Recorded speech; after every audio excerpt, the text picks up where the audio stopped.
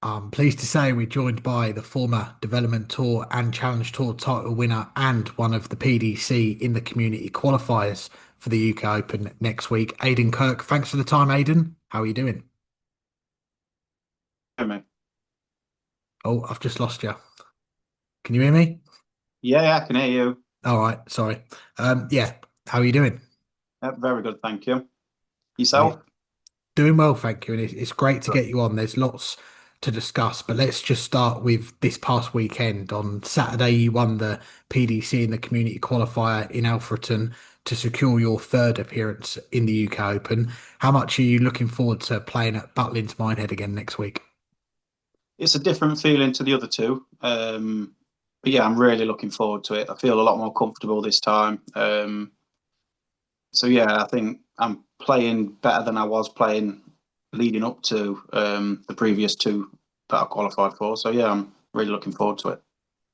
Well, that's a good sign because we've got to talk about your debut at the UK Open 12 years ago now, back in 2014. Back then, we had the UK Open qualifiers. They were a little bit different. They involved all of the PDC tour card holders and anyone could enter them as well. Just going back to those qualifiers, first of all, what do you remember about those and finding out that you had done enough to qualify for the main event? One of the memory that sticks with me, I can't really remember much, if I'm honest. I do remember playing Andy Jenkins. Um, the winner of that game on the last day would have qualified. I think it was for £250 at the time. Scraped through, I think it was 6-4 or 5-4 or something along those lines, and then lost my next match.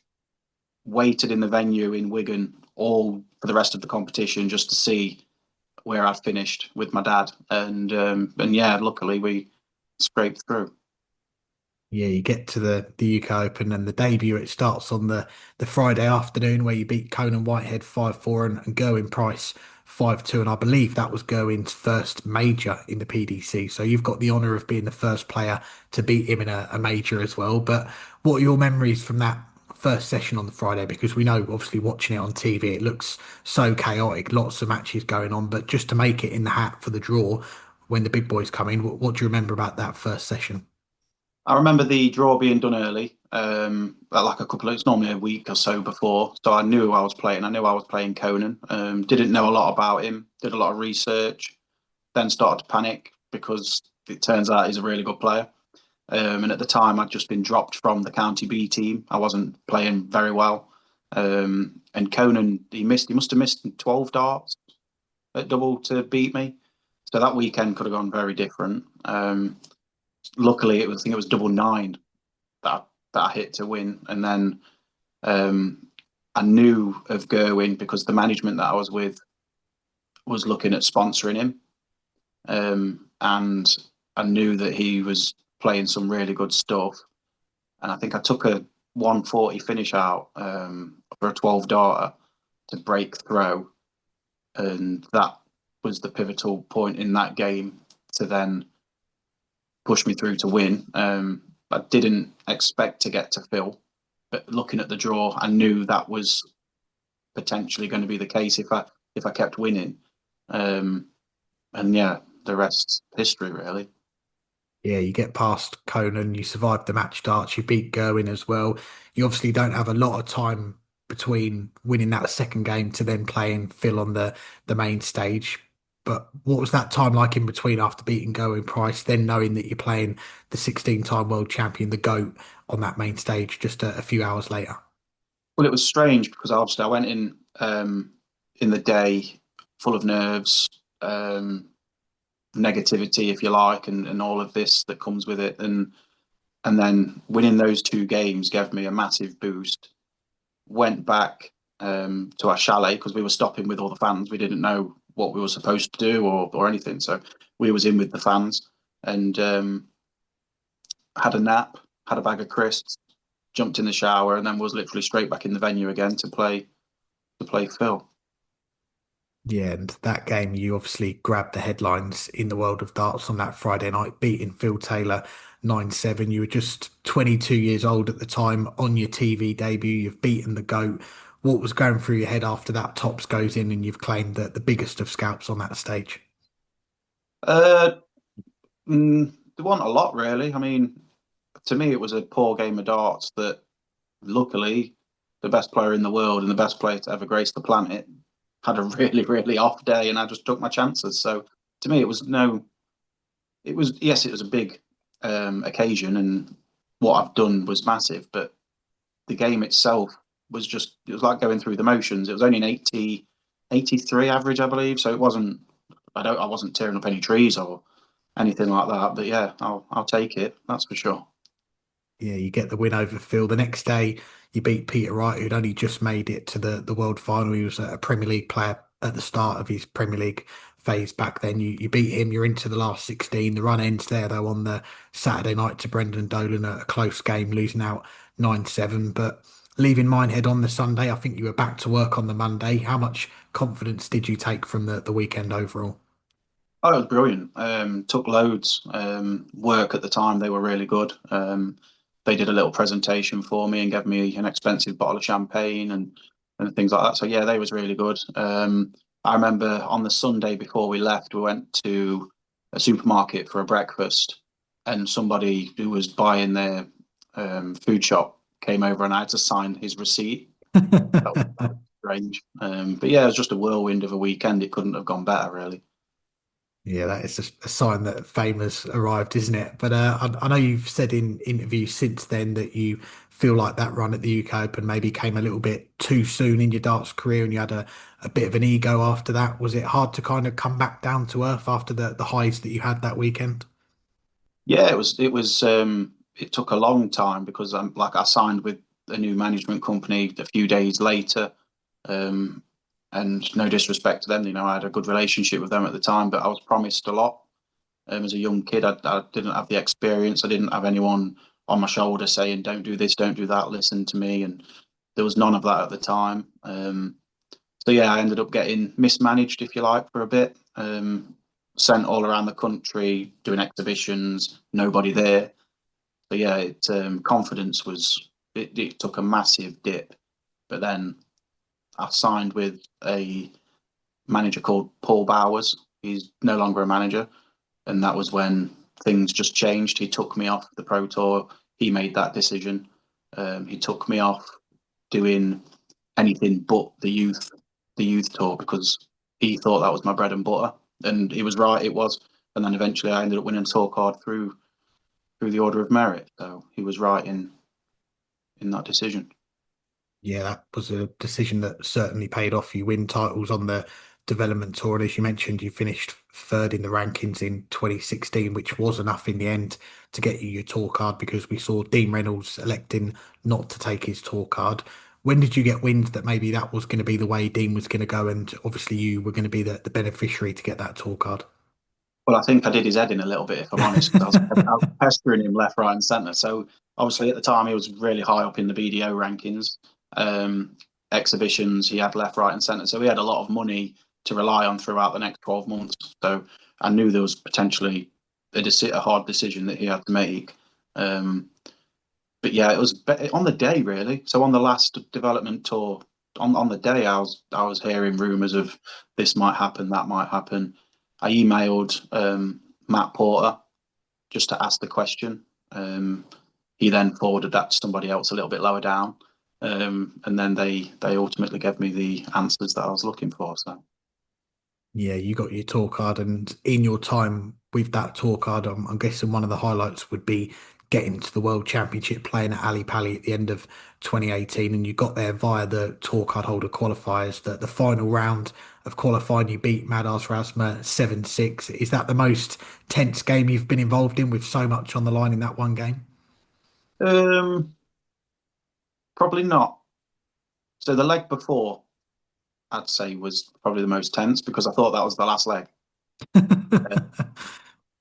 And to come to know, so I'd just lost, I think I'd just lost that leg. I can't really remember off the top of my head, but I know that I thought he'd hit the winning double. And then I was expecting him to shake my hand. Obviously, he didn't. And then I remembered the brief from Keith Bisbee. And then, so um, just knuckled down, concentrated, relaxed, really. And then he missed a dart at tops, which bent the wire of tops as well. It was really close. And then I just don't remember I don't remember the feeling of my arm. It must have been like jelly, but I wanted 83 and I went treble 17, inside double 16, deflection off the flight, and then it like went in stacker almost into double eight. So yeah, luck was on my side that day. Yes, it was meant to be. And I know the result at Ali Pali didn't go your way against Gabriel Clemens, but what are the memories of that first appearance in what is the biggest tournament in darts, the PDC World Championship? I just remember the vibrations. So the crowd, the atmosphere was intense. It wasn't like what I'd experienced before at the UK Open. It was obviously Minehead, Butlins is a massive venue. It's open. It's dead eerie. The roof's really high. You go to Ali Pali, it's completely different. Um, and I remember just feeling vibrations throughout my body, and it was an amazing experience. I just wish I could have played better, really. And away from the hockey, we should mention you're also a children's book author as well. Have you always had an interest in writing, and how did it come about to get your own book published?